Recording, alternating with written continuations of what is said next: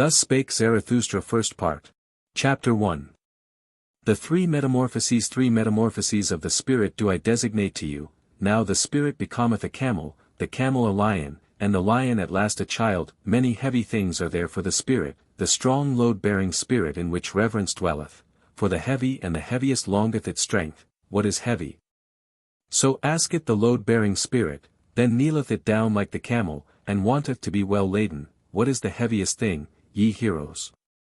Asketh the load-bearing spirit, that I may take it upon me and rejoice in my strength. That I it not this, to humiliate oneself in order to mortify one's pride? To exhibit one's folly in order to mock at one's wisdom? Or is it this, to desert our cause when it celebrateth its triumph? To ascend high mountains to tempt the tempter? Or is it this, to feed on the acorns and grass of knowledge, and for the sake of truth to suffer hunger of soul? Or is it this, to be sick and dismiss comforters, and make friends of the deaf, who never hear thy requests? Or is it this, to go into foul water when it is the water of truth, and not disclaim cold frogs and hot toads? Or is it this, to love those who despise us, and give one's hand to the phantom when it is going to frighten us? All these heaviest things the load-bearing spirit taketh upon itself, and like the camel, which, when laden, hasteneth into the wilderness, so hasteneth the spirit into its wilderness. But in the loneliest wilderness happeneth the second metamorphosis. Here the spirit becometh a lion, freedom will it capture, and lordship in its own wilderness. Its last lord it here seeketh, hostile will it be to him, and to its last god. For victory will it struggle with the great dragon. What is the great dragon which the spirit is no longer inclined to call Lord and God? Thou shalt, is the great dragon called. But the spirit of the lion saith, I will. Thou shalt, lithe in its path, sparkling with gold, a scale-covered beast, and on every scale glittereth golden. Thou shalt. The values of 1,000 years glitter on those scales, and thus speaketh the mightiest of all dragons.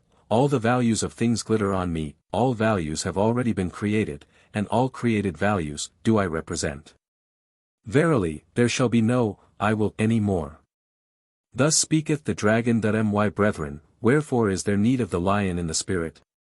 Why sufficeth not the beast of burden, which renounceth and is reverent, to create new values that, even the lion cannot yet accomplish, but to create itself freedom for new creating that can the might of the lion do. To create itself freedom, and give a holy nay even unto duty, for that, my brethren, there is need of the lion. To assume the ride to new values, that is the most formidable assumption for a load-bearing and reverent spirit. Verily, unto such a spirit it is praying, and the work of a beast of prey. As its holiest, it once loved, thou shalt, now is it forced to find illusion and arbitrariness even in the holiest things, that it may capture freedom from its love. The lion is needed for this cantor. But tell me, my brethren, what the child can do, which even the lion could not do. Why hath the praying lion still to become a child? Innocence is the child, and forgetfulness, a new beginning, a game, a self-rolling wheel, a first movement, a holy I, for the game of creating. My brethren, there is needed a holy unto life. Its own will, willeth now the spirit, his own world winneth the world's outcast. Three metamorphoses of the spirit have I designated to you. How the spirit became a camel, the camel a lion, and the lion at last a child. Thus spake Zarathustra. And at that time he abode in the town which is called the Pied Cow. Chapter 2. The academic chairs of virtue people commended unto Zarathustra a wise man, as one who could discourse well about sleep and virtue. Greatly was he honored and rewarded for it, and all the youths sat before his chair. To him went Zarathustra, and sat among the youths before his chair. And thus spake the wise man, respect and modesty in presence of sleep. That is the first thing. And to go out of the way of all who sleep badly and keep awake at night. Modest is even the thief in presence of sleep, he always stealeth softly through the night. Immodest, however, is the night watchman, immodestly he carrieth his horn. No small art is it to sleep, it is necessary for that purpose to keep awake all day. 10 times a day must thou overcome thyself, that causeth wholesome weariness, and is poppy to the soul. 10 times must thou reconcile again with thyself, for overcoming is bitterness, and badly sleep the unreconciled. 10 truths must thou find during the day, otherwise wilt thou seek truth during the night, and thy soul will have been hungry. 10 times must thou laugh during the day, and be cheerful, otherwise thy stomach, the father of affliction, will disturb thee in the night. Few people know it, but one must have all the virtues in order to sleep well. Shall I bear false witness? Shall I commit adultery? Shall I covet my neighbor's maidservant? All that would ill accord with good sleep, and even if one have all the virtues, there is still one thing needful, to send the virtues themselves to sleep at the right time, that they may not quarrel with one another, the good females. And about thee, thou unhappy one, peace with God and thy neighbor, so desireth good sleep. And peace also with thy neighbor's devil. Otherwise it will haunt thee in the night, honor to the government, and obedience, and also to the crooked government. So desireth good sleep. How can I help it, if power liketh to walk on crooked legs? He who letteth his sheep to the greenest pasture, shall always be for me the best shepherd, so doth it accord with good sleep. Many honors I want not, nor great treasures, they excite the spleen. But it is bad sleeping without a good name and a little treasure. A small company is more welcome to me than a bad one, but they must come and go at the right time. So doth it accord with good sleep. Well, also, do the poor in spirit please me, they promote sleep. Blessed are they, especially if one always give in to them. Thus passeth the day unto the virtuous. When night cometh, then take I good care not to summon sleep. It disliketh to be summoned sleep, the lord of the virtues, but I think of what I have done and thought during the day, thus ruminating, patient as a cow, I ask myself, what were thy 10 overcomings, and what were the 10 reconciliations, and the 10 truths, and the 10 laughters with which my heart enjoyed itself? Thus pondering, and cradled by 40 thoughts, it overtaketh me all at once sleep, the unsummoned, the lord of the virtues. Sleep tappeth on mine eye, and it turneth heavy. Sleep toucheth my mouth, and it remaineth open. Verily, on soft saws doth it come to me, the dearest of thieves, and stealeth from me my thoughts. Stupid do I then stand, like this academic chair, but not much longer do I then stand, I already lie. When Zarathustra heard the wise man thus speak, he laughed in his heart, for thereby had a light dawned upon him, and thus spake he to his heart. A fool seemeth this wise man with his 40 thoughts, I believe he knoweth well how to sleep. Happy even is he who liveth near this wise man. Such sleep is contagious even through a thick wall. It is contagious. A magic resideth even in his academic chair. And not in vain did the youth sit before the preacher of virtue. His wisdom is to keep awake in order to sleep well. And verily, if life had no sense, and had I to choose nonsense, this would be the desirablest nonsense for me also. Now know I well what people sought formerly above all else when they sought teachers of virtue. Good sleep they sought for themselves, and Poppy had virtues to promote it. To all those belauded sages of the academic chairs, wisdom was sleep without dreams. They knew no higher significance of life, even at present. To be sure, there are some like this preacher of virtue, and not always so honorable, but their time is past, and not much longer do they stand. There they already lie. Blessed are those drowsy ones, for they shall soon nod to sleep. Thus spake Zarathustra. Chapter 3. Backworldsman. Once on a time, Zarathustra also cast his fancy beyond man, like all backworldsmen. The work of a suffering and tortured god, did the world then seem to me, the dream and diction of a god, did the world then seem to me, colored vapors before the eyes of a divinely dissatisfied one. Good and evil, and joy and woe, and I and thou colored vapors did they seem to me before creative eyes. The Creator wished to look away from himself, thereupon he created the world. Intoxicating joy is it for the sufferer to look away from his suffering and forget himself. Intoxicating joy and self-forgetting, did the world once seem to me, this world, the eternally imperfect, an eternal contradiction's image and imperfect image, and intoxicating joy to its imperfect creator. Thus did the world once seem to me. Thus, once on a time, did I also cast my fancy beyond man, like all backworldsmen. Beyond man, forsooth. Ah, ye brethren, that God whom I created was human work and human madness. Like all the gods, a man was he, and only a poor fragment of a man and ego. Out of mine own ashes and glow it came unto me, that phantom. And verily, it came not unto me from the beyond. What happened, my brethren? I surpassed myself, the sooth-fearing one. I carried mine own ashes to the mountain, a brighter flame I contrived for myself. And lo! Thereupon the phantom withdrew from me.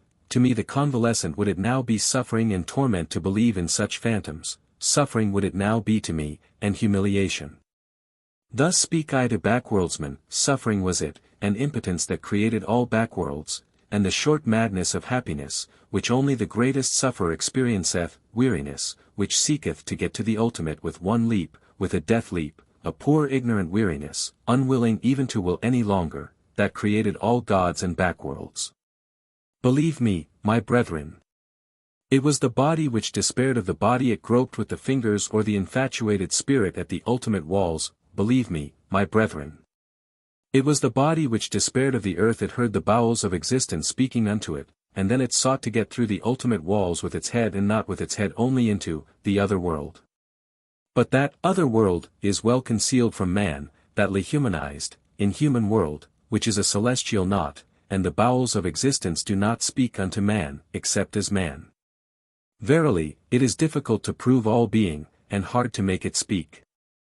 Tell me, ye brethren, is not the strangest of all things best proved? Yea, this ego, with its contradiction and perplexity, speaketh most uprightly of its being this creating, willing, evaluating ego, which is the measure and value of things, and this most upright existence, the ego it speaketh of the body, and still implete the body, even when it museth and raveth and fluttereth with broken wings. Always more uprightly learneth it to speak, the ego, and the more it learneth, the more doth it find titles, and honors for the body and the earth. A new pride taught me mine ego, and that teach I unto men, no longer to thrust one's head into the sand of celestial things, but to carry it freely, a terrestrial head, which giveth meaning to the earth. A new will teach I unto men, to choose that path which man hath followed blindly, and to approve of it and no longer to slink aside from it, like the sick and perishing. The sick and perishing it was they who despised the body and the earth, and invented the heavenly world, and the redeeming blood drops, but even those sweet and sad poisons they borrowed from the body and the earth, from their misery they sought escape, and the stars were too remote for them.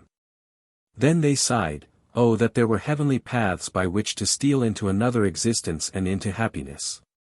Then they contrived for themselves their bypaths and bloody draughts, beyond the sphere of their body and this earth they now fancied themselves transported, these ungrateful ones. But to what did they owe the convulsion and rapture of their transport? To their body and this earth, gentle is Zarathustra to the sickly. Verily, he is not indignant at their modes of consolation and ingratitude. May they become convalescents and overcomers, and create higher bodies for themselves. Neither is Zarathustra indignant at a convalescent who looketh tenderly on his delusions, and at midnight stealeth round the grave of his God, but sickness and a sick frame remain even in his tears. Many sickly ones have there always been among those who muse, and languish for God. Violently they hate the discerning ones, and the latest of virtues, which is uprightness. Backward they always gaze toward dark ages. Then, indeed, were delusion and faith something different.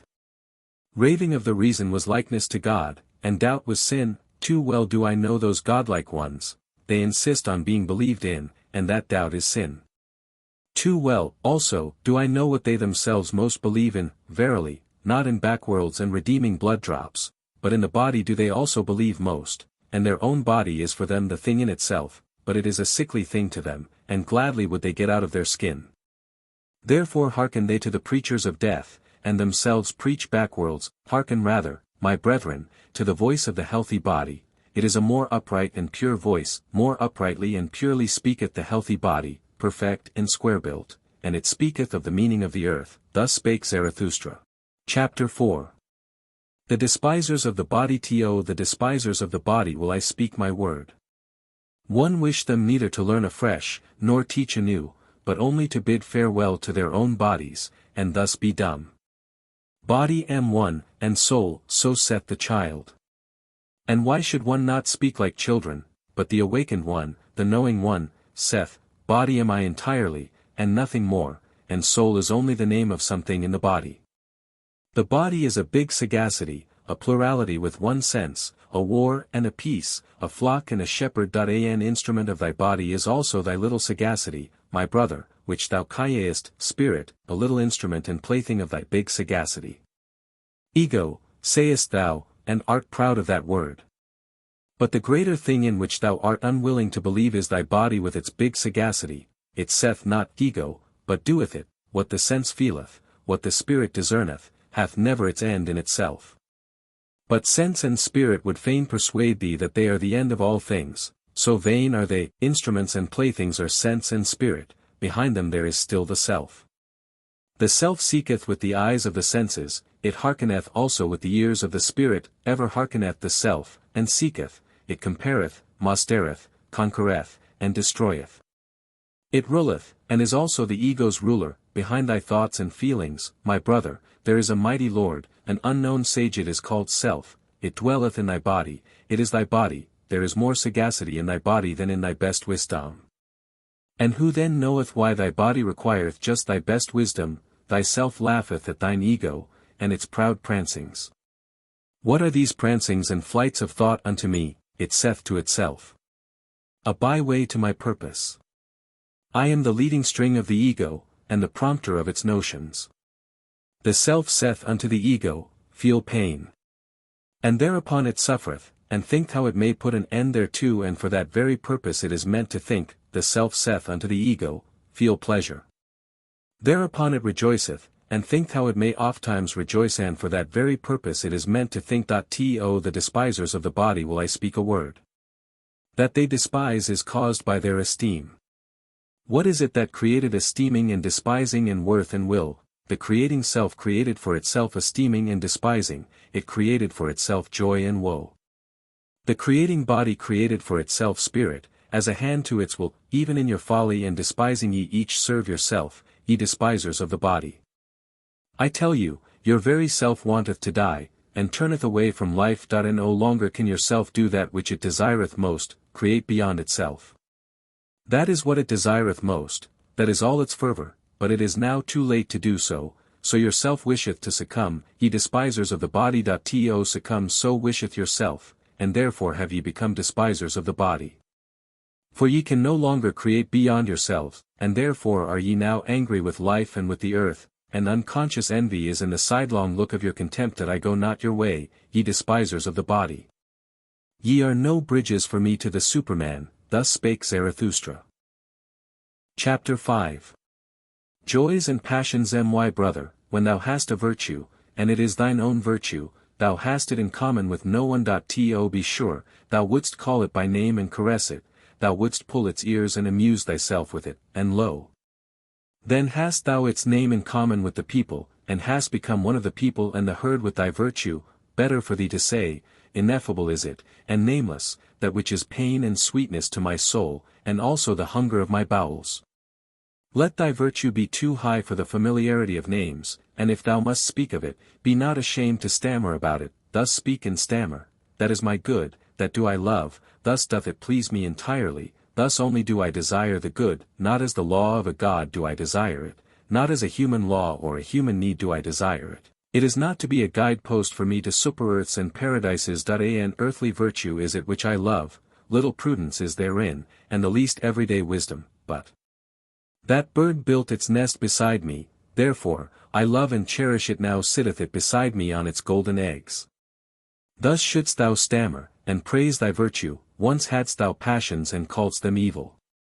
But now hast thou only thy virtues, they grew out of thy passions, thou implantedst thy highest aim into the heart of those passions, then became they thy virtues and joys, and though thou wert of the race of the hot-tempered, or of the voluptuous, or of the fanatical, or the vindictive, all thy passions in the end became virtues, and all thy devils angels. Once hadst thou wild dogs in thy cellar, but they changed at last into birds and charming songstresses. Out of thy poisons brewedst thou balsam.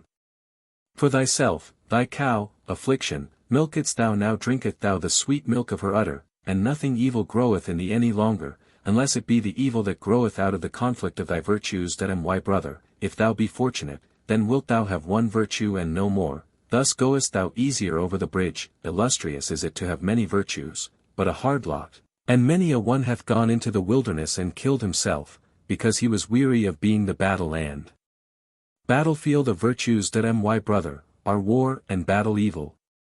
Necessary, however, is the evil, necessary are the envy and the distrust and the backbiting among the virtues. Lo! How each of thy virtues is covetous of the highest place, it wanteth thy whole spirit to be its herald, it wanteth thy whole power, in wrath, hatred, and love, jealous is every virtue of the others, and a dreadful thing is jealousy. Even virtues may succumb by jealousy. He whom the flame of jealousy encompasseth, turneth at last, like the scorpion, the poison sting against himself. Ah! My brother, hast thou never seen a virtue backbite and stab itself? Man is something that hath to be surpassed, and therefore shalt thou love thy virtues, for thou wilt succumb by them. Thus spake Zarathustra. Chapter 6.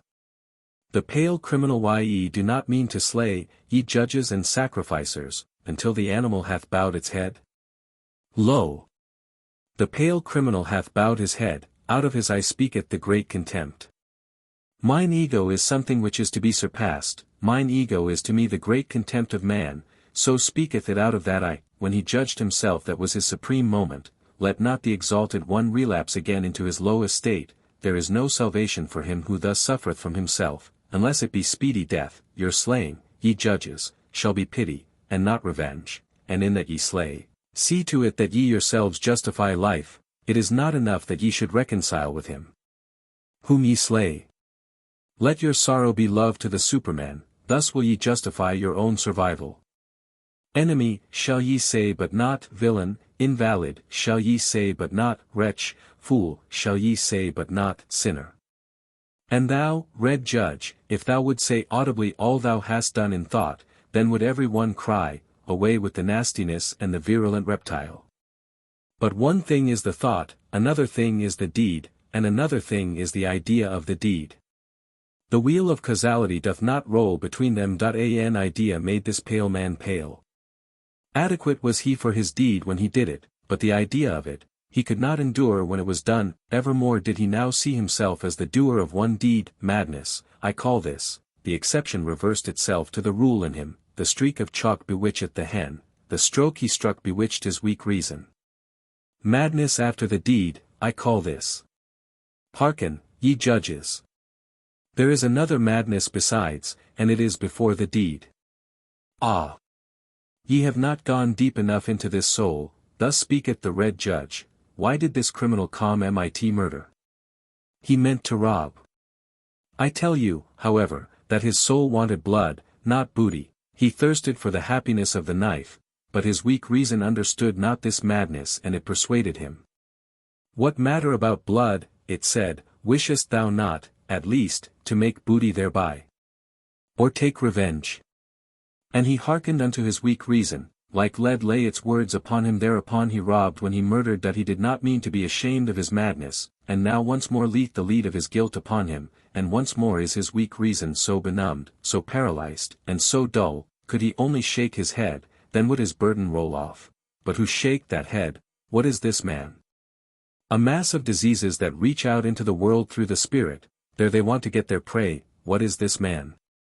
A coil of wild serpents that are seldom at peace among themselves, so they go forth apart and seek prey in the world. Look at that poor body. What it suffered and craved, the poor soul interpreted to itself. It interpreted it as murderous desire, and eagerness for the happiness of the knife. Him who now turneth sick, the evil overtaketh which is now the evil. He seeketh to cause pain with that which causeth him pain. But there have been other ages, and another evil and good. Once was doubt evil, and the will to self. Then the invalid became a heretic or sorcerer. As heretic or sorcerer he suffered, and sought to cause suffering. But this will not enter your ears. It hurteth your good people, ye tell me. But what doth it matter to me about your good people? Many things in your good people cause me disgust, and verily, not their evil. I would that they had a madness by which they succumbed, like this pale criminal. Verily, I would that their madness were called truth, or fidelity, or justice. But they have their virtue in order to live long, and in wretched self-complacency. That I am a railing alongside the torrent. Whoever is able to grasp me may grasp me. Your crutch, however, I am not. Thus spake Zarathustra. Chapter 7. Reading and writing of all that is written, I love only what a person hath written with his blood. Write with blood, and thou wilt find that blood is spirit. That it is no easy task to understand unfamiliar blood. I hate the reading idlers. That he who knoweth the reader, doeth nothing more for the reader. Another century of readers and spirit itself will stink. Every one being allowed to learn to read, ruineth in the long run not only writing but also thinking. Once spirit was God, then it became man, and now it even becometh populous that he that writeth in blood and proverbs doth not want to be read, but learnt by heart that I and the mountains the shortest way is from peak to peak, but for that route thou must have long legs. Proverbs should be peaks, and those spoken to should be big and tall, the atmosphere rare and pure, danger near and the spirit full of a joyful wickedness. Thus are things well matched that I want to have goblins about me, for I am courageous. The courage which scareth away ghosts, createth for itself goblins, it wanteth to laugh that I no longer feel in common with you, the very cloud which I see beneath me, the blackness and heaviness at which I laugh, that is your thunder-cloud. Ye look aloft when ye long for exaltation, and I look downward because I am exalted. Who among you can at the same time laugh and be exalted? He who climbeth on the highest mountains, laugheth at all tragic plays and tragic realities, courageous, unconcerned. Scornful, coercive, so wisdom wisheth us, she is a woman, and ever loveth only a warrior. Ye tell me, life is hard to bear. But for what purpose should ye have your pride in the morning and your resignation in the evening? Life is hard to bear, but do not affect to be so delicate. We are all of us fine sumpter asses and she-asses. What have we in common with the rosebud, which trembleth because a drop of dew hath formed upon it? It is true we love life, not because we are wont to live, but because we are wont to love. There is always some madness in love. But there is always, also, some method in madness, and to me also, who appreciate life, the butterflies, and soap bubbles, and whatever is like them amongst us, seem most to enjoy happiness. See these light, foolish, pretty, lively little sprites flit about that moveth Zarathustra to tears and songs, that I should only believe in a god that would know how to dance, and when I saw my devil, I found him serious, thorough, profound, solemn. He was the spirit of gravity. Through him all things fall, not by wrath, but by laughter, do we slay. Come, let us slay the spirit of gravity. I learned to walk, since then have I let myself run. I learned to fly, since then I do not need pushing in order to move from a spot. Now am I light, now do I fly, now do I see myself under myself. Now there danceth a god in me. Thus spake Zarathustra. Chapter 8. The tree on the hill. Zarathustra's I had perceived that a certain youth avoided him. And as he walked alone one evening over the hills surrounding the town called the Pied Cow, behold, there found he the youth sitting leaning against a tree, and gazing with wearied look into the valley. Zarathustra thereupon laid hold of the tree beside which the youth sat, and spake thus: If I wished to shake this tree with my hands, I should not be able to do so, but the wind, which we see not, troubleth and bendeth it listeth. We are sorest bent and troubled by invisible hands. Thereupon the youth arose disconcerted, and said, I hear Zarathustra, and just now was I thinking of him. Zarathustra answered, Why art thou frightened on that account? But it is the same with man as with the tree. The more he seeketh to rise into the height and light, the more vigorously do his roots struggle earthward, downward, into the dark and deep into the evil. Yea, into the evil, cried the youth. How is it possible that thou hast discovered my soul? Zarathustra smiled, and said, Many a soul one will never discover, unless one first invent it. Yea, into the evil, cried the youth once more. Thou saidst the truth, Zarathustra. I trust myself no longer since I sought to rise into the height, and nobody trusteth me any longer. How doth that happen? I change too quickly, my today refuteth my yesterday. I often overleap the steps when I clamber, for so doing, none of the steps pardons me. When aloft, I find myself always alone. No one speaketh unto me, the frost of solitude maketh me tremble. What do I seek on the height? My contempt and my longing increase together. The higher I clamber, the more do I despise him who clambereth.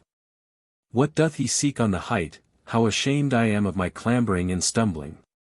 How I mock at my violent panting. How I hate him who fleeth. How tired I am on the height. Here the youth was silent.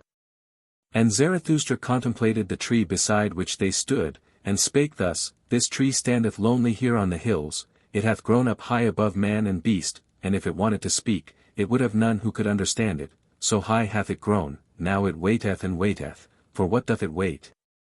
It dwelleth too close to the seat of the clouds, it waiteth perhaps for the first lightning. When Zarathustra had said this, the youth called out with violent gestures, Yea, Zarathustra, thou speakest the truth.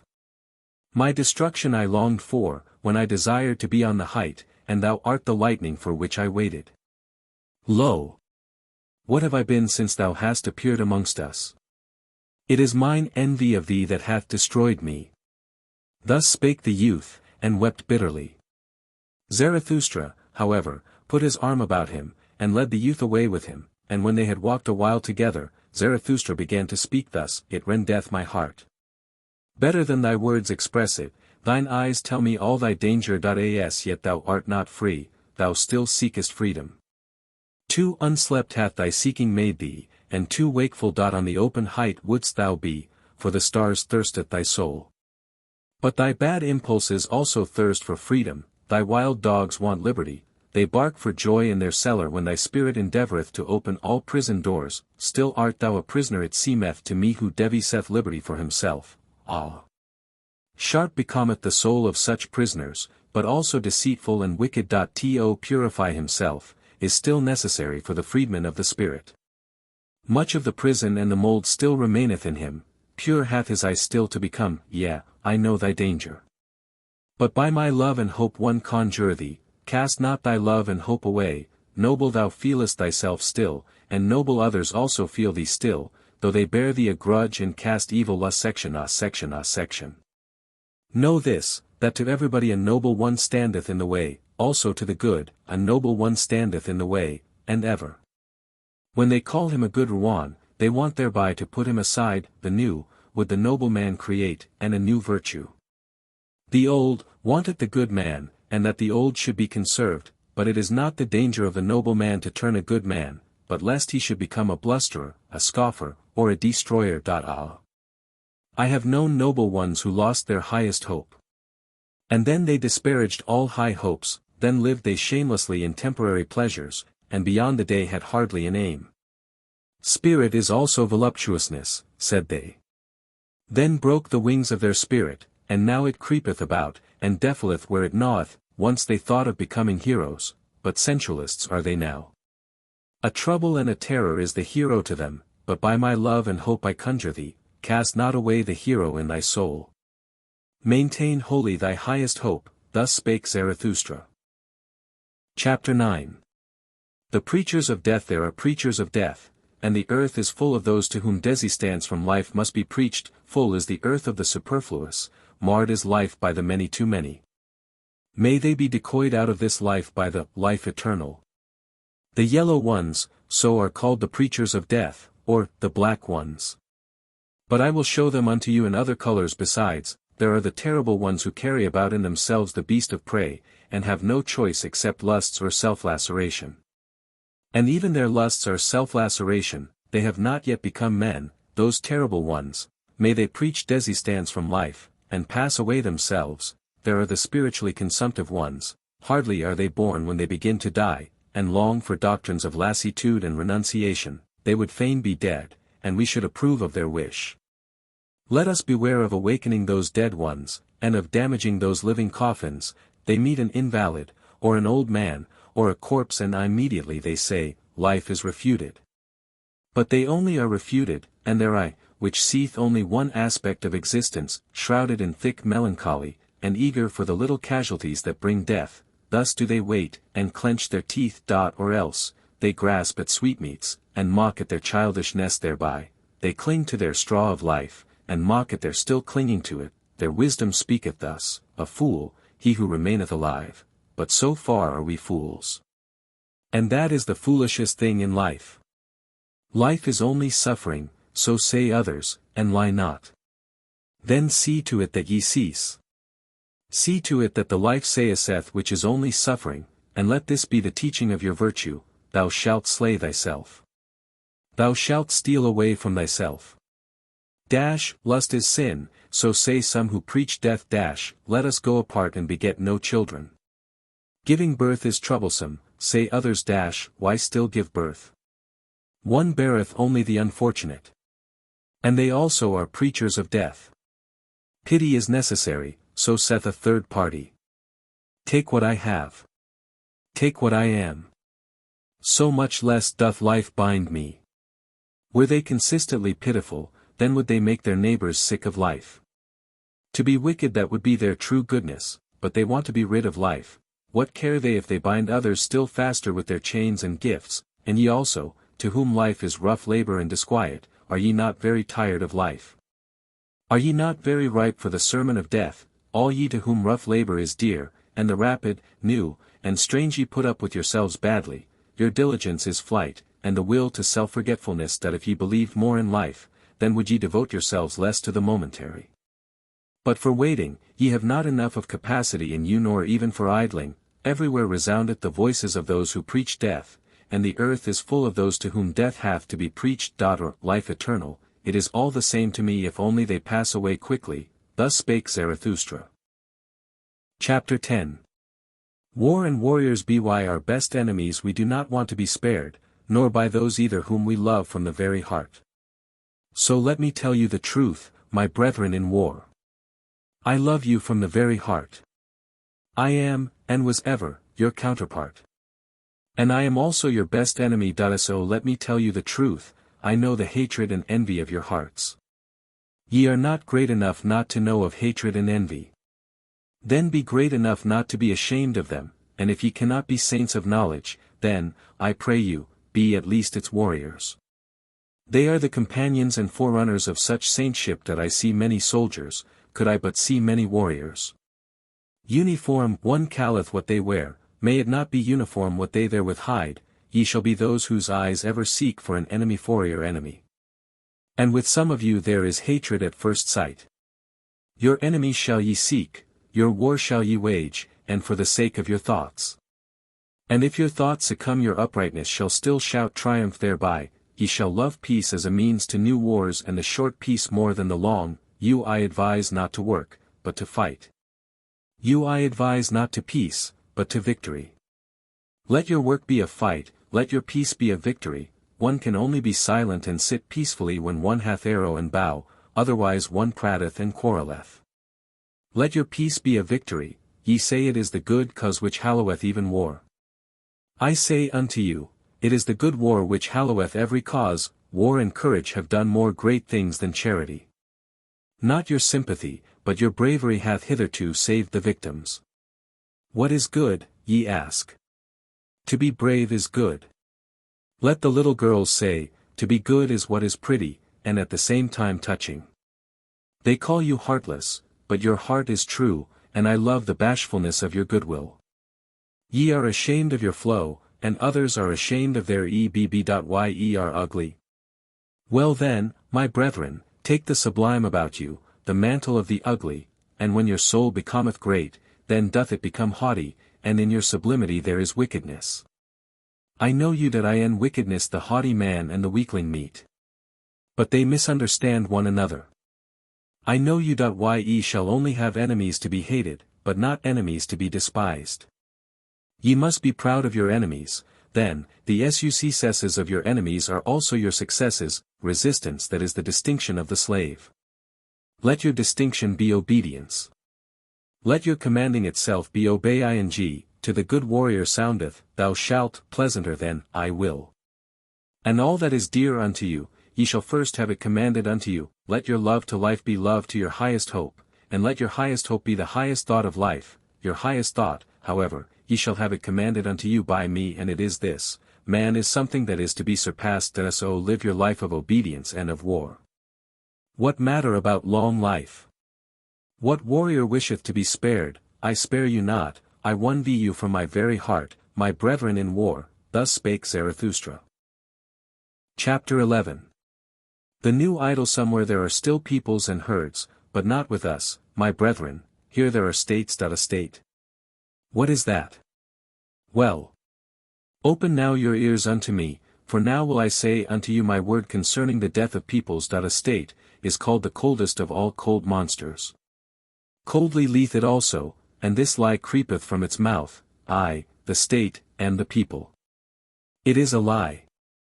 Creators were they who created peoples, and hung a faith and a love over them, thus they served life. Destroyers are they who lay snares for many, and call it the state. They hang a sword and 100 cravings over them. Where there is still a people, there the state is not understood, but hated as the evil eye, and as sin against laws and customs, this sign I give unto you, every people speaketh its lawn gauge of good and evil, this its neighbor understandeth not. Its language hath it devised for itself in laws and customs, but the state lieth in all languages of good and evil, and whatever it saith it lieth, and whatever it hath stolen, false is everything in it, with stolen teeth it biteth, the biting one. False are even its bowels, confusion of language of good and evil, this sign I give unto you as the sign of the state. Verily, the ill to death, indicateth this sign. Verily, it beckoneth unto the preachers of death, many too many are born, for the superfluous ones was the state devised, see just how it enticeth them to it, the many too many. How it swalloweth and cheweth and reacheth them. On earth there is nothing greater than I, it is I who am the regulating finger of God, thus roareth the monster. And not only the long-eared and short-sighted fall upon their knees, ah! Even in your ears, ye great souls, it whispereth its gloomy lies. Ah! It findeth out the rich hearts which willingly lavish themselves, yea, it findeth you out too, ye conquerors of the old God. Weary ye became of the conflict, and now your weariness serveth the new idol, heroes and honorable ones, it would fain set up around it, the new idol. Gladly it basketh in the sunshine of good consciences, the cold monster, everything will it give you, if ye worship it, the new idol, thus it purchaseth the lustre of your virtue, and the glance of your proud eyes that it seeketh to allure by means of you, the many too many yea, a hellish artifice hath here been devised, a death horse jingling with the trappings of divine honors, yea, a dying for many hath here been devised, which glorifieth itself as life, verily, a hearty service unto all. Preachers of death, the state, I call it, where all are poison drinkers, the good and the bad, the state, where all lose themselves, the good and the bad, the state, where the slow suicide of all is called life. Just see these superfluous ones. They steal the works of the inventors and the treasures of the wise. Culture, they call their theft, and everything becometh sickness and trouble unto them, just see these superfluous ones. Sick are they always, they vomit their bile and call it a newspaper. They devour one another, and cannot even digest themselves, just see these superfluous ones. Wealth they acquire and become poorer thereby. Power they seek for, and above all, the lever of power, much money these impotent ones, see them clamber, these nimble apes. They clamber over one another, and thus scuffle into the mud and the abyss, towards the throne they all strive, it is their madness as if happiness sat on the throne. Ofttimes sitteth filth on the throne. And ofttimes also the throne on filth, madmen they all seem to me, and clambering apes, and too eager. Badly smelleth their idol to me, the cold monster, badly they all smell to me, these idolaters that am why brethren, will ye suffocate in the fumes of their maws and appetites. Better break the windows and jump into the open air, do go out of the way of the bad odor. Withdraw from the idolatry of the superfluous, do go out of the way of the bad odor. Withdraw from the steam of these human sacrifices, open still remaineth the earth for great souls. Empty are still many sites for lone ones and twain ones, around which holdeth the odor of tranquil seas, open still remaineth a free life for great souls verily. He who possesseth little is so much the less possessed, blessed be moderate poverty, there, where the state ceaseth there only commenceth the man who is not superfluous, there commenceth the song of the necessary ones, the single and irreplaceable moiety, there, where the state ceaseth pray look thither, my brethren. Do ye not see it, the rainbow and the bridges of the Superman, thus spake Zarathustra. Chapter 12. The flies in the marketplace flee, my friend, into thy solitude. I see thee deafened with the noise of the great men, and stung all over with the stings of the little ones, admirably do forest and rock know how to be silent with thee. Resemble again the tree which thou lovest, the broad-branched one silently and attentively it o'erhangeth the sea. Where solitude and death, there beginneth the marketplace, and where the marketplace beginneth, there beginneth also the noise of the great actors, and the buzzing of the poison flies. In the world even the best things are worthless without those who represent them, those representers, the people call great men, little do the people understand what is great, that is to say, the creating agency. But they have a taste for all representers and actors of great things, around the devisers of new values revolveth the world, invisibly it revolveth. But around the actors revolve the people and the glory, such is the course of things, spirit, hath the actor, but little conscience of the spirit. He believeth always in that wherewith he mocketh believe most strongly in himself. Tomorrow he hath a new belief, and the day after, one still newer. Sharp perceptions hath he, like the people, and changeable humours. To upset that meaneth with him to prove. To drive mad, that meaneth with him to convince. And blood is counted by him as the best of all arguments. A truth which only glitteth into fine ears, he calleth falsehood and trumpery. Verily, he believeth only in gods that make a great noise in the world, full of clattering buffoons is the marketplace, and the people glory in their great men. These are for them the masters of the hour, but the hour presseth them, so they press thee. And also from thee they want yea or nay. Alas! Thou wouldst set thy chair betwixt for and against, on account of those absolute and impatient ones. Be not jealous, thou lover of truth. Never yet did truth cling to the arm of an absolute one. On account of those abrupt ones, return into thy security, only in the marketplace is one assailed by yea or nay. Slow is the experience of all deep fountains, long have they to wait until they know what hath fallen into their depths. Away from the marketplace and from fame taketh place all that is great, away from the marketplace and from fame have ever dwelt the devisers of new values. Flee, my friend, into thy solitude, I see thee stung all over by the poisonous flies. Flee thither, where a rough, strong breeze bloweth, flee into thy solitude. Thou hast lived too closely to the small and the pitiable. Flee from their invisible vengeance, towards thee they have nothing but vengeance, raise no longer an arm against them. Innumerable are they, and it is not thy lot to be a fly-flap. Innumerable are the small and pitiable ones, and of many a proud structure, raindrops and weeds have been the ruin. Thou art not stone, but already hast thou become hollow by the numerous drops. Thou wilt yet break and burst by the numerous drops. Exhausted I see thee, by poisonous flies, bleeding I see thee, and torn at 100 spots, and thy pride will not even upbraid. Blood they would have from thee in all innocence, blood their bloodless souls crave for and they sting, therefore, in all innocence. But thou, profound one, thou sufferest too profoundly even from small wounds, and ere thou hadst recovered, the same poison worm crawled over thy hand. Too proud art thou to kill these sweet tooths. But take care lest it be thy fate to suffer all their poisonous injustice. They buzz around thee also with their praise, obtrusiveness is their praise. They want to be close to thy skin and thy blood. They flatter thee, as one flattereth a god or devil. They whimper before thee, as before a god or devil. What doth it come to? Flatterers are they, and whimperers, and nothing more. Often, also, do they show themselves to thee as amiable ones, but that hath ever been the prudence of the cowardly. Yea. The cowardly are wise, they think much about thee with their circumscribed souls. Thou art always suspected by them. Whatever is much thought about is at last thought suspicious. They punish thee for all thy virtues.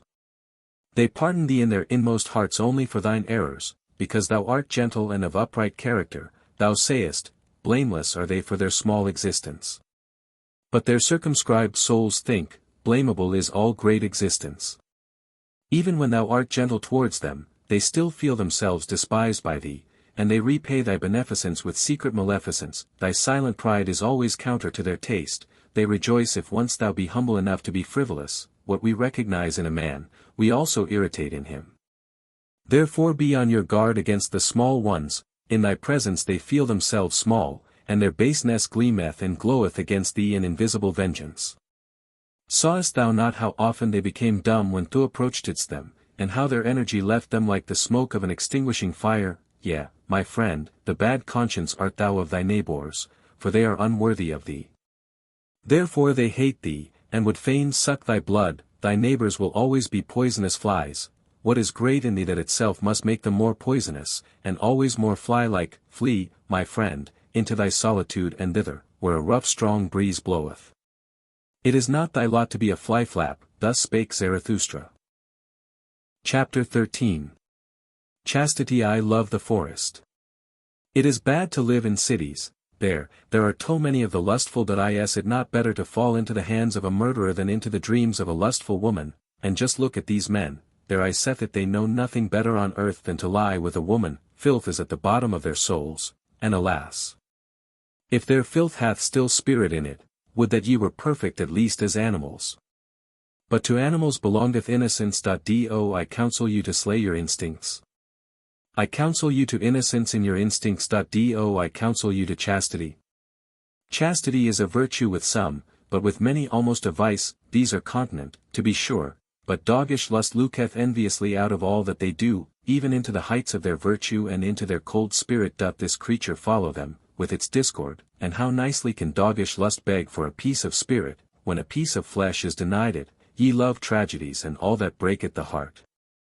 But I am distrustful of your doggish lust. Ye have two cruel eyes, and ye look wantonly towards the sufferers.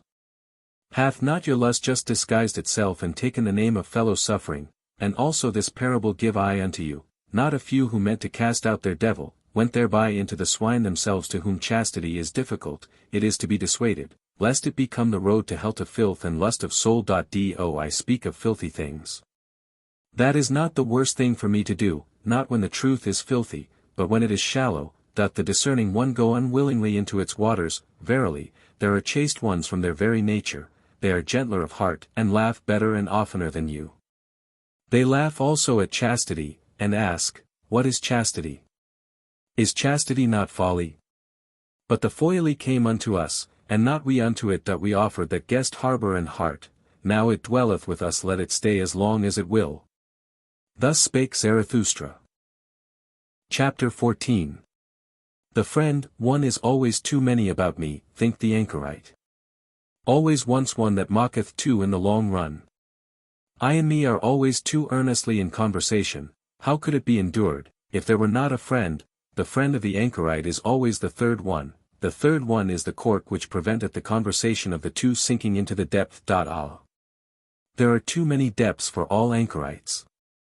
Therefore, do they long so much for a friend and for his elevation. Our faith in others betrayeth wherein we would fain have faith in ourselves. Our longing for a friend is our betrayer, and often with our love we want merely to overleap envy.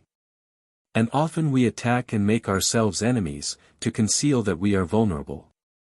Be at least mine enemy. Thus speaketh the true reverence, which doth not venture to solicit friendship. If one would have a friend, then must one also be willing to wage war for him, and in order to wage war, one must be capable of being an enemy. One ought still to honor the enemy in one's friend. Canst thou go nigh unto thy friend, and not go over to him? In one's friend one shall have one's best enemy. Thou shalt be closest unto him with thy heart when thou withstandest him. Thou wouldst wear no raiment before thy friend. It is in honor of thy friend that thou showest thyself to him as thou art. But he wisheth thee to the devil on that account. He who mocketh no secret of himself shocketh. So much reason have ye to fear nakedness. Ay, if ye were gods, ye could then be ashamed of clothing. Thou canst not adorn thyself fine enough for thy friend, for thou shalt be unto him an arrow and a longing for the supermen. Sawest thou ever thy friend asleep to know how he looketh? What is usually the countenance of thy friend? It is thine own countenance, in a coarse and imperfect mirror. Sawest thou ever thy friend asleep?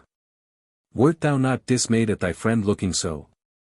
O my friend, man is something that hath to be surpassed. That I am divining in keeping silence. Shall the friend be a master? Not everything must thou wish to see. Thy dream shall disclose unto thee what thy friend doeth when awake. Let thy pity be a divining, to know first if thy friend wanteth pity. Perhaps he loveth in thee the unmoved eye, and the look of eternity. Let thy pity for thy friend be hid under a hard shell. Thou shalt bite out a tooth upon it. Thus will it have delicacy and sweetness. Art thou pure air and solitude and bread and medicine to thy friend? Many a one cannot loosen his own fetters, but is nevertheless his friend's emancipator. Art thou a slave?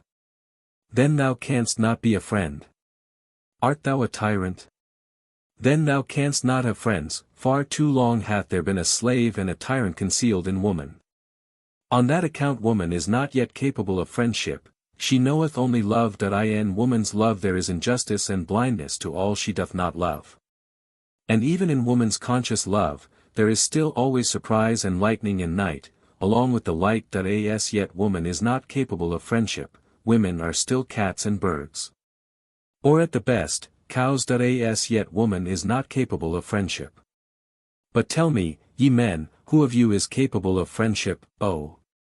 Your poverty, ye men, and your sordidness of soul. As much as ye give to your friend, will I give even to my foe, and will not have become poorer thereby. There is comradeship, may there be friendship. Thus spake Zarathustra. Chapter 15. The 1001 goals. Many lands saw Zarathustra, and many Pioptes, thus he dislovered the good and bad of many peoples. No greater power did Zarathustra find on earth than good and bad. That no people could live without first valuing. If a people really maintain itself, however, it must not value as its neighbor valueth. Much that passed for good with one people was regarded with scorn and contempt by another. Thus I found it. Much found I here called bad, which was there decked with purple honors. Never did the one neighbor understand the other, ever did his soul marvel at his neighbor's delusion and wickedness. A table of excellencies hangeth over every people. Lo! It is the table of their triumphs, lo! It is the voice of their will to power. It is laudable, what they think hard, what is indispensable and hard they call good, and what relieveth in the direst distress, the unique and hardest of all, they extol as holy. Whatever mocketh them rule and conquer and shine, to the dismay and envy of their neighbors, they regard as the high and foremost thing, the test and the meaning of all else. Verily, my brother, if thou knewest but a people's need, its land, its sky, and its neighbor, then wouldst thou divine the law of its surmountings, and why it climbeth up that ladder to its hope. Always shalt thou be the foremost and prominent above others, no one shall thy jealous soul love, except a friend, that made the soul of a Greek thrill, thereby went he his way to greatness. To speak truth, and be skillful with bow and arrow, so seemed it alike pleasing and hard to the people from whom cometh my name, the name which is alike pleasing and hard to me. To honor father and mother, and from the root of the so to do their will, this table of surmounting hung another people over them, and became powerful and permanent thereby. To have fidelity, and for the sake of fidelity to risk honor and blood, even in evil and dangerous courses, teaching itself so, another people mastered itself, and thus mastering itself, became pregnant and heavy with great hopes. Verily, men have given unto themselves all their good and bad.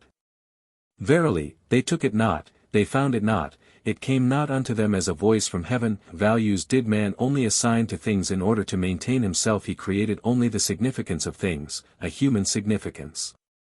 Therefore, calleth he himself man, that is, the valuator. Valuing is creating, hear it, ye creating ones. Valuation itself is the treasure and jewel of the valued things. Through valuation only is there value, and without valuation the nut of existence would be hollow. Hear it, ye creating ones, change of values, that is, change of the creating ones. Always doth he destroy who hath to be a creator. Creating ones were first of all peoples, and only in late times individuals. Verily, the individual himself is still the latest creation. Peoples once hung over them tables of the good. Love which would rule and love which would obey, created for themselves such tables. Older is the pleasure in the herd than the pleasure in the ego, and as long as the good conscience is for the herd, the bad conscience only saith, ego. Verily, the crafty ego, the loveless one, that seeketh its advantage in the advantage of many, it is not the origin of the herd, but its ruin. Loving ones, was it always, and creating ones, that created good and bad. Fire of love gloweth in the names of all the virtues, and fire of wrath. Many lands saw Zarathustra, and many peoples. No greater power did Zarathustra find on earth than the creations of the loving ones. Good and bad are they called. Verily, a prodigy is this power of praising and blaming. Tell me, ye brethren, who will master it for me? Who will put a fetter upon the 1,000 necks of this animal? 1,000 goals have there been hitherto, for 1,000 peoples have there been. Only the fetter for the 1,000 necks is still lacking.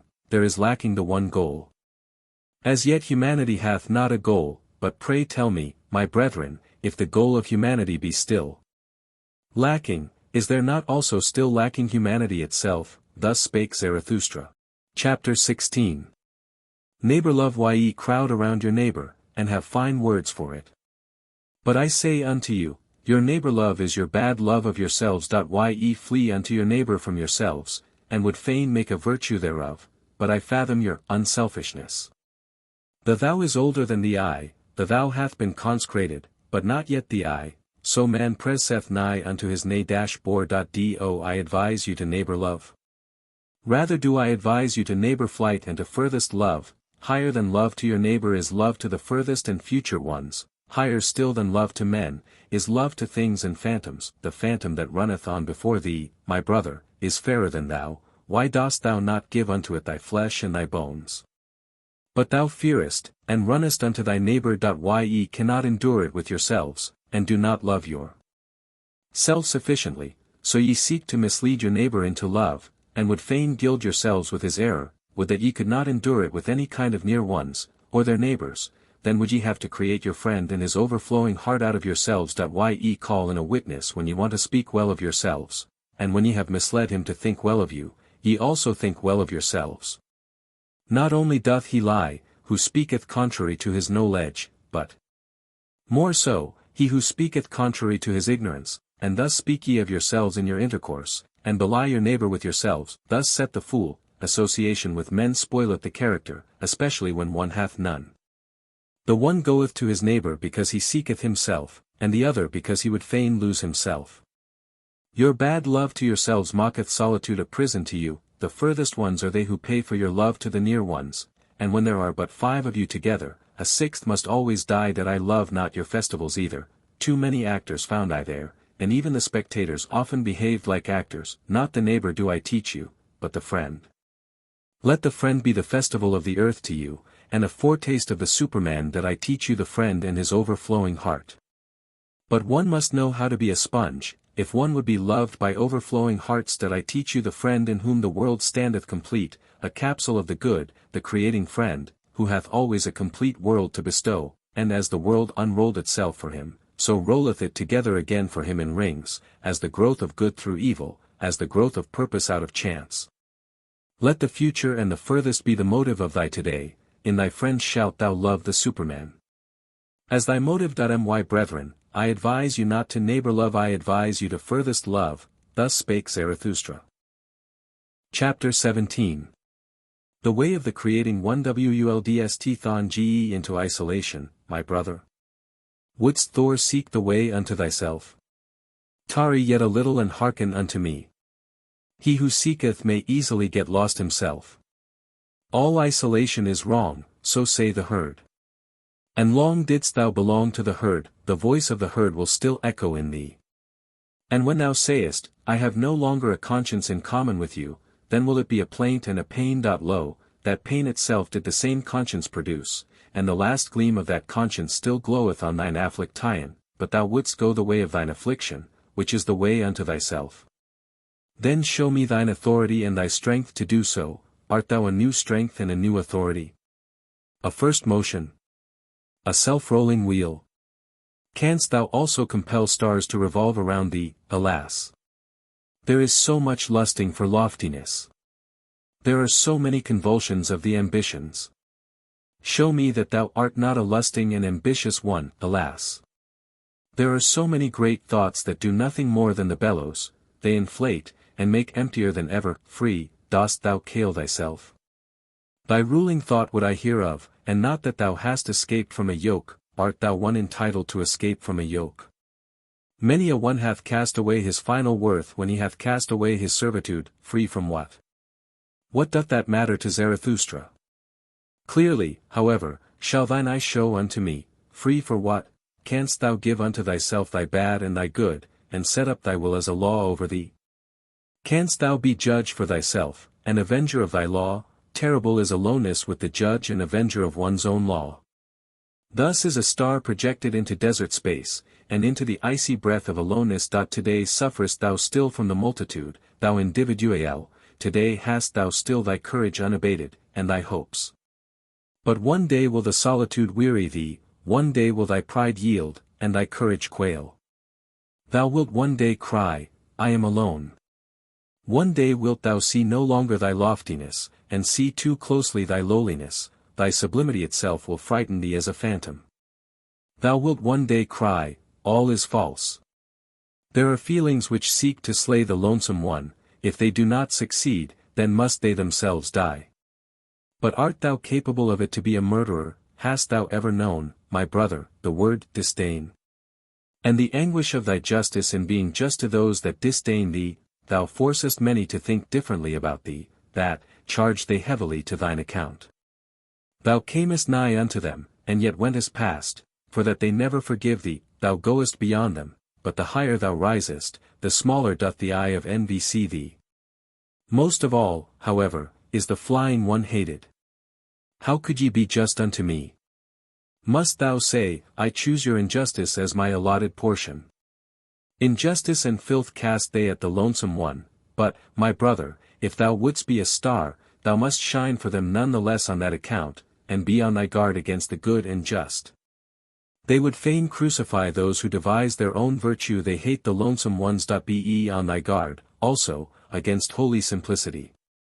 All is unholy to it that is not simple, fain, likewise, would it play with the fire of the faggot and stake, and be on thy guard, also, against the assaults of thy love.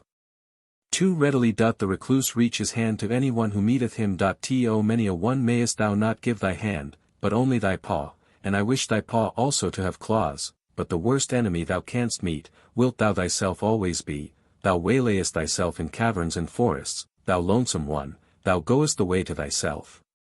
And past thyself and thy 7 devils leadeth thy way, a heretic wilt thou be to thyself, and a wizard and a soothsayer, and a fool, and a doubter, and a reprobate, and a villain, ready must thou be to burn thyself in thine own flame. How couldst thou become new if thou have not first become ashes, thou lonesome one, thou goest the way of the creating one, a god wilt thou create for thyself out of thy 7 devils, thou lonesome one, thou goest the way of the loving one, thou lovest thyself, and on that account despisest thou thyself, as only the loving ones despise. To create, desireth the loving one, because he despiseth.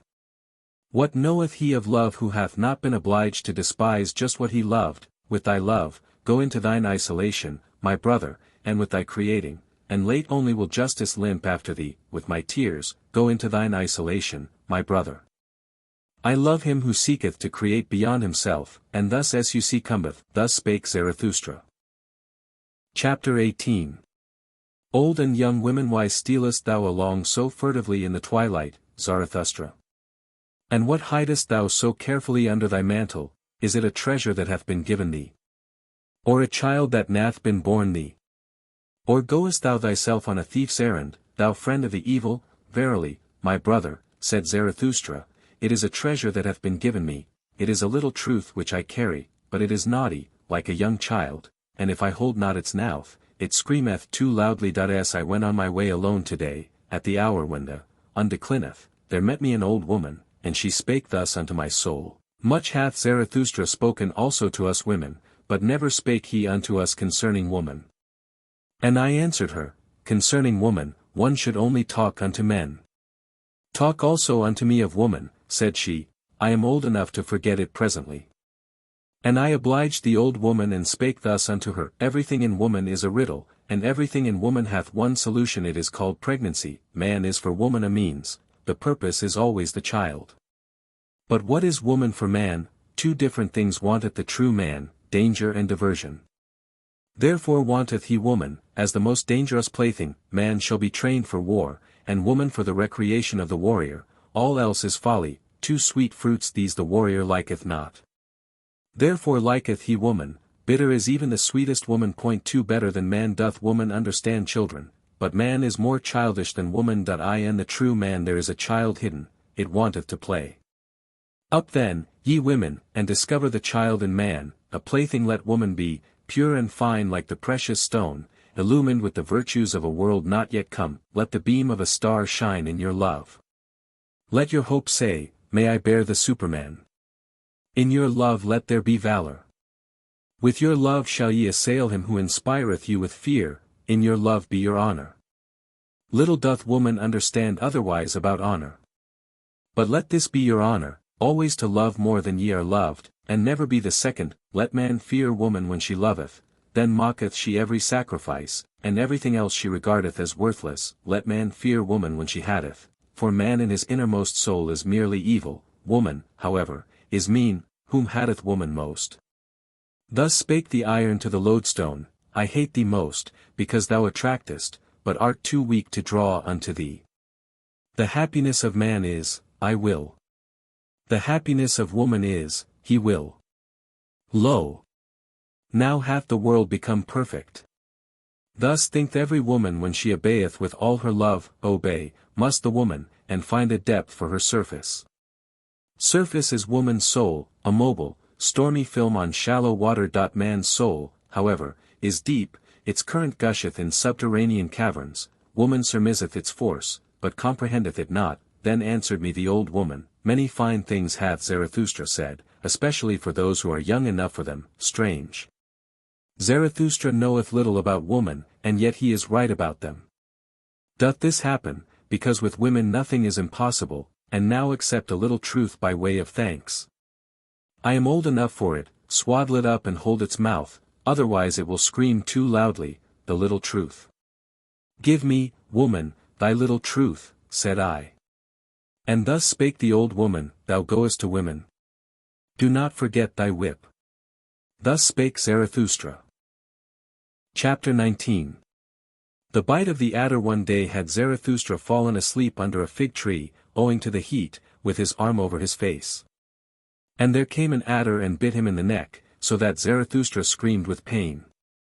When he had taken his arm from his face he looked at the serpent, and then did it recognize the eyes of Zarathustra, wriggled awkwardly, and tried to get away. Not at all, said Zarathustra, as yet hast thou not received my thanks. Thou hast awakened me in time, my journey is yet long. Thy journey is short, said the adder sadly, my poison is fatal. Zarathustra smiled. When did ever a dragon die of a serpent's poison, said he. But take thy poison back. Thou art not rich enough to present it to me. Then fell the adder again on his neck, and licked his wound. When Zarathustra once told this to his disciples they asked him, and what, O Zarathustra, is the moral of thy story? And Zarathustra answered them thus, the destroyer of morality, the good and just call me, my story is immoral. When, however, ye have an enemy, then return him not good for evil, for that would abash him. But prove that he hath done something good to you, and rather be angry than abash any one. And when ye are cursed, it pleaseth me not that ye should then desire to bless. Rather curse a little also, and should a great injustice befall you, then do quickly 5 small ones besides. Hideous to behold is he on whom injustice presseth alone. Did ye ever know this? Shared injustice is half justice. And he who can bear it, shall take the injustice upon himself. A small revenge is humaner than no revenge at all. And if the punishment be not also a right and an honor to the transgressor, I do not like your punishing. Nobler is it to own oneself in the wrong than to establish one's right, especially if one be in the right. Only, one must be rich enough to do so. That I do not like your cold justice. Out of the eye of your judges there always glanceth the executioner and his cold steel. Tell me, where find we justice, which is love with seeing eyes? Devise me, then, the love which not only beareth all punishment, but also all guilt. Devise me, then, the justice which acquitteth every one except the judge. And would ye hear this likewise? To him who seeketh to be just from the heart, even the lie becometh philanthropy. But how could I be just from the heart? How can I give every one his own? Let this be enough for me, I give unto every one mine own. Tin ally, my brethren, guard against doing wrong to any anchorite. How could an anchorite forget? How could he requite? Like a deep well is an anchorite. Easy is it to throw in a stone, if it should sink to the bottom. However, tell me, who will bring it out again? Guard against injuring the anchorite. If ye have done so however, well then, kill him also. Thus spake Zarathustra. Chapter 20. Child and marriage. I have a question for thee alone, my brother, like a sounding lead, cast I this question into thy soul, that I may know its depth. Thou art young, and desirest child and marriage. But I ask thee, art thou a man entitled to desire a child? Art thou the victorious one, the self-conqueror, the ruler of thy passions, the master of thy virtues? Thus do I ask thee. Or doth the animal speak in thy wish, and necessity? Or isolation? Or discord in thee? I would have thy victory and freedom long for a child.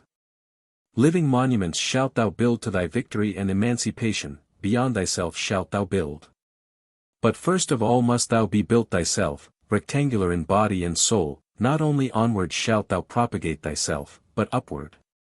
For that purpose may the garden of marriage help thee, a higher body shalt thou create, a first movement, a spontaneously rolling wheel, a creating one shalt thou create, marriage, so call I the will of the twain to create the one that is more than those who created it.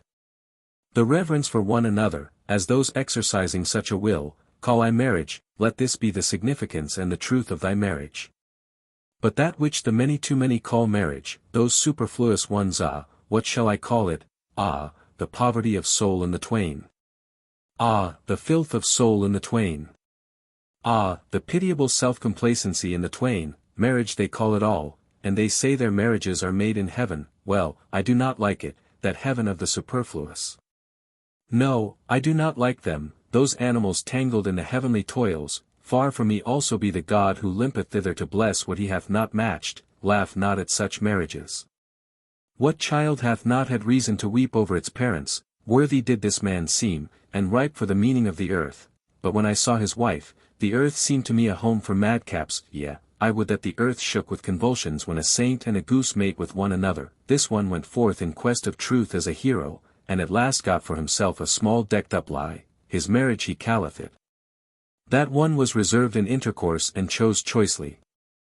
But one time he spoilt his company for all time. His marriage he calleth it. Another sought a handmaid with the virtues of an angel, but all at once he became the handmaid of a woman, and now would he need also to become an angel. Careful, have I found all buyers, and all of them have astute eyes.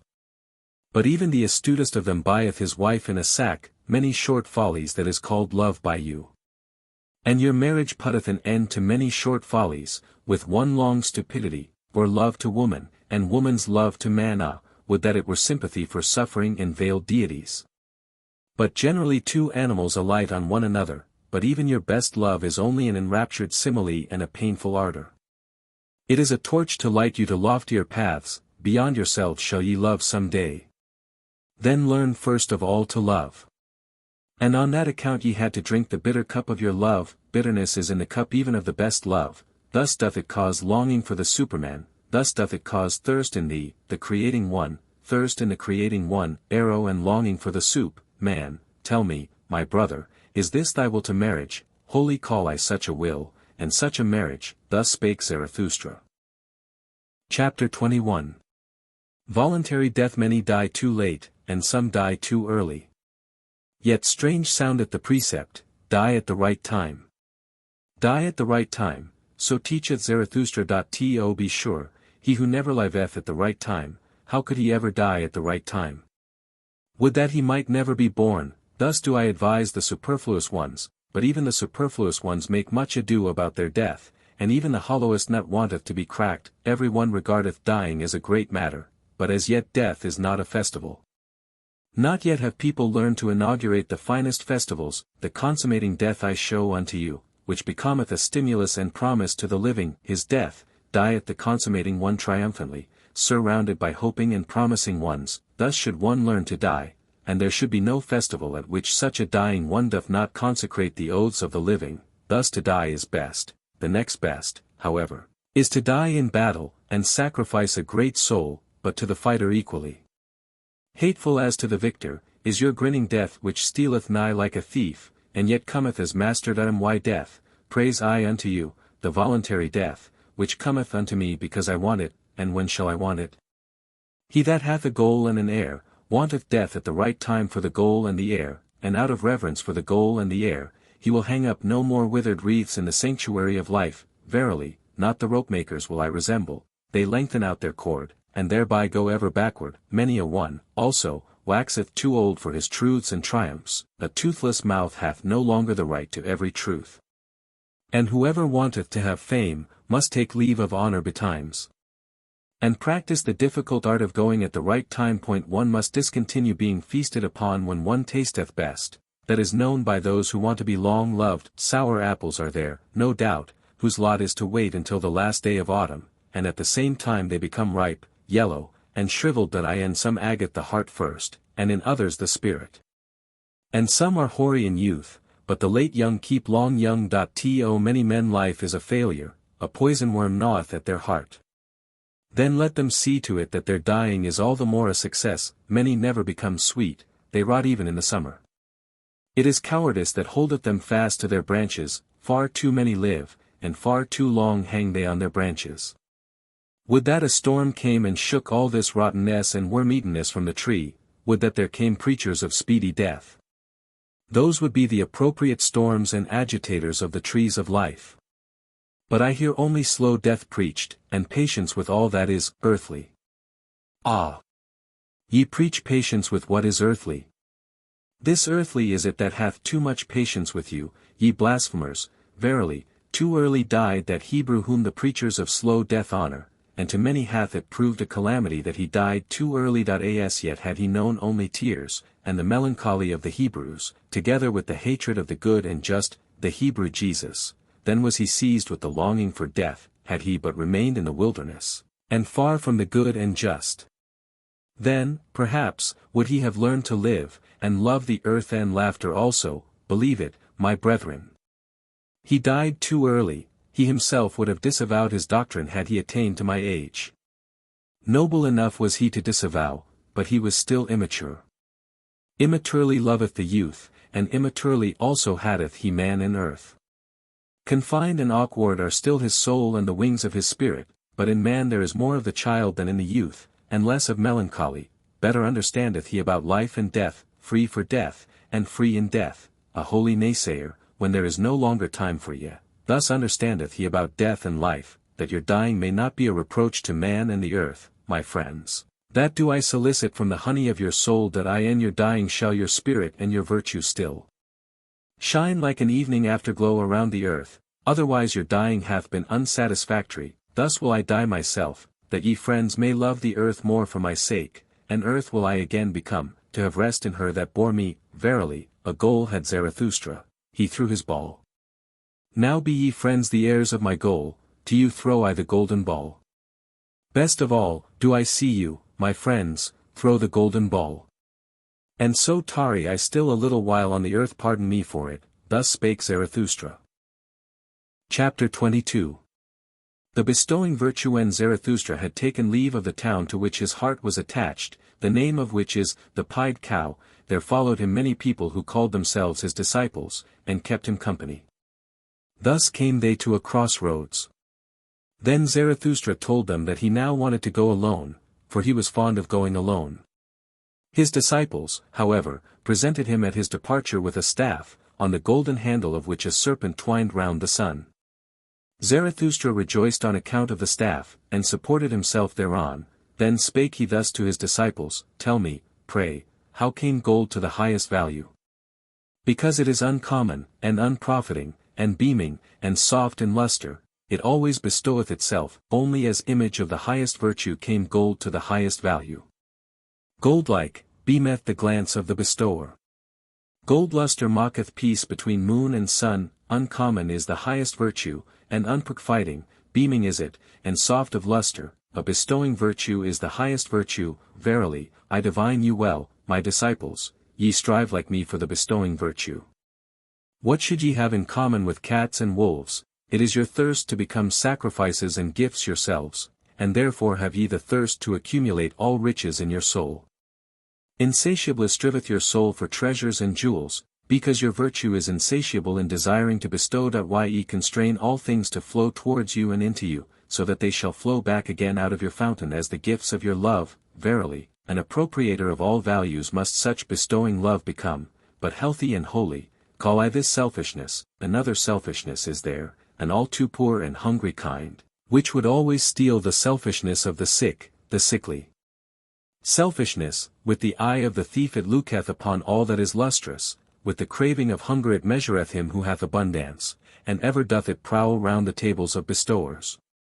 Sickness speaketh in such craving, an invisible degeneration, of a sickly body, speaketh the larcenous craving of this selfishness. Tell me, my brother, what do we think bad, and worst of all?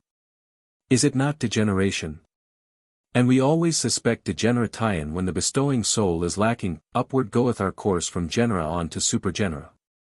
But a horror to us is the degenerating sense, which saith, all for myself. Upward soareth our sense. Thus is it a simile of our body, a simile of an elevation. Such similes of elevations are the names of the virtues. Thus goeth the body through history, a becomer and fighter, and the spirit what is it to the body? Its fights and victories herald, its companion and echo. Similes are all names of good and evil, they do not speak out, they only hint. A fool who seeketh knowledge from them, give heed, my brethren, to every hour when your spirit would speak in similes. There is the origin of your virtue. Elevated is then your body, and raised up, with its delight, enraptureth it the spirit, so that it becometh creator, and valuer, and lover, and everything's benefactor, when your heart overfloweth broad and full like the river, a blessing and a danger to the lowlanders. There is the origin of your virtue, when ye are exalted above praise and blame, and your will would command all things, as a loving one's will. There is the origin of your virtue, when ye despise pleasant things, and the effeminate couch, and cannot couch far enough from the effeminate. There is the origin of your virtue, when ye are willers of one will, and when that change of every need is needful to you. There is the origin of your virtue. Verily, a new good and evil is it. Verily, a new deep murmuring, and the voice of a new fountain, power is it, this new virtue, a ruling thought is it, and around it a subtle soul, a golden sun, with the serpent of knowledge around it. Here paused Zarathustra a while, and looked lovingly on his disciples. Then he continued to speak thus, and his voice had changed. Remain true to the earth, my brethren, with the power of your virtue. Let your bestowing love and your knowledge be devoted to be the meaning of the earth. Thus do I pray and conjure you, let it not fly away from the earthly and beat against eternal walls with its wings. Ah, there hath always been so much flown away virtue. Lead, like me, the flown away virtue back to the earth, back to body and life, that it may give to the earth its meaning, a human meaning. 100 times hitherto hath spirit as well as virtue flown away and blundered. Alas! In our body dwelleth still all this delusion and blundering, body and will hath it there become. 100 times hitherto hath spirit as well as virtue attempted and erred. Yea, an attempt hath man been. Alas, much ignorance and error hath become embodied in us, not only the rationality of millennia, also their madness, breaketh out in us. Dangerous is it to be an heir, still fight we step by step with the giant chance, and over all mankind hath hitherto ruled nonsense, the lack of sense. Let your spirit and your virtue be devoted to the sense of the earth, my brethren, let the value of everything be determined anew by you. Therefore shall ye be fighters. Therefore shall ye be creators. Intelligently doth the body purify itself, attempting with intelligence it exalteth itself, to the discerners all impulses sanctify themselves, to the exalted the soul becometh joyful. Physician, heal thyself, then wilt thou also heal thy patient. Let it be his best cure to see with his eyes him who mocketh himself. Hold that 1,000 paths are there which have never yet been trodden, 1,000 salubrities and hidden islands of life unexhausted and undiscovered is still man and man's world. Awake and hearken, ye lonesome ones. From the future come winds with stealthy pinions, and to fine ears good tidings are proclaimed. Why, ye lonesome ones of today, ye seceding ones, ye shall one day be a people. Out of you who have chosen yourselves, shall a chosen people arise, and out of it the supermen. Verily, a place of healing shall the earth become. And already is a new odor diffused around it, a salvation-bringing dawn, a new hope. When Zarathustra had spoken these words, he paused, like one who had not said his last word, and long did he balance the staff doubtfully in his hand. At last he spake thus, and his voice had changed. Now go alone, my disciples. Ye also now go away, and alone. So will I have it. Verily, I advise you, depart from me, and guard yourselves against Zarathustra. And better still, be ashamed of him. Perhaps he hath deceived you. The man of knowledge must be able not only to love his enemies, but also to hate his friends. One requiteth a teacher badly if one remain merely a scholar. And why will ye not pluck at my wreath? Ye venerate me, but what if your veneration should some day collapse? Take heed lest a statue crush you. Ye say, ye believe in Zarathustra. But of what account is Zarathustra? Ye are my believers, but of what account are all believers? Ye had not yet sought yourselves, then did ye find me. So do all believers, therefore all belief is of so little account. Now do I bid you lose me and find yourselves, and only when ye have all denied me, will I return unto you. Verily, with other eyes, my brethren, shall I then seek lost ones, with another love shall I then love you. And once again shall ye have become friends unto me, and children of one hope, then will I be with you for the third time to celebrate the great noontide with you, and it is the great noontide, when man is in the middle of his course between animal and superman, and celebrateth his advance to the evening as his highest hope, for it is the advance to a new morning. At such time will the down-goer bless himself, that he should be an overgoer, and the sun of his knowledge will be at noontide. Dead are all the gods, now do we desire the superman to live. Let this be our firm will at the great noontide, thus spake Zarathustra.